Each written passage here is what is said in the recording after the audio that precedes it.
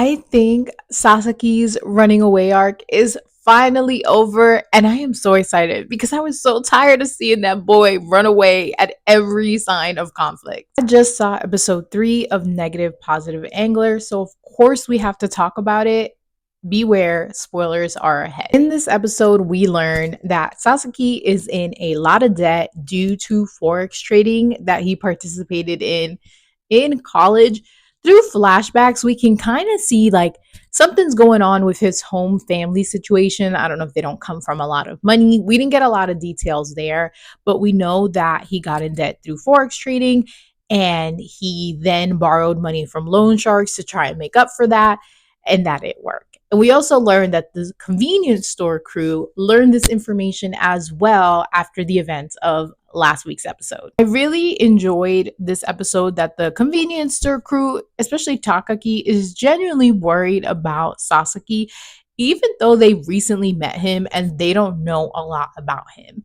And that is just so touching for me because these are all basically strangers, but there's something in Sasaki that is screaming out for help that they're like, nah, we gotta help this guy. So much so that Takaki agrees to, not even agrees, offers to take on Sasaki's debt and pay it off from the loan sharks. So instead of owing the loan sharks, Sasaki now just has to pay Takaki and he doesn't have to pay interest on that.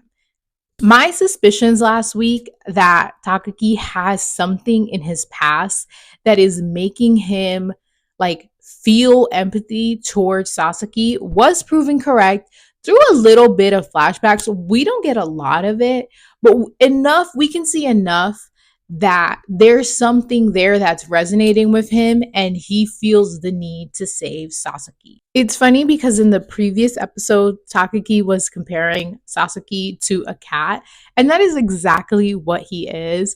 He is an adorable little cat who's just lost his way and he is very prideful. He really doesn't want to accept help, but we can see that he really is grateful to Takaki and probably the rest of the convenience store staff for lending out a hand and trying to save him, even though he's acting like he doesn't want to be saved. I really, really, really enjoyed this episode. I'm glad Sasaki's walls are coming down, and I'm excited to see his progression now that he doesn't have the loan sharks chasing after him and that he knows that someone wants to help.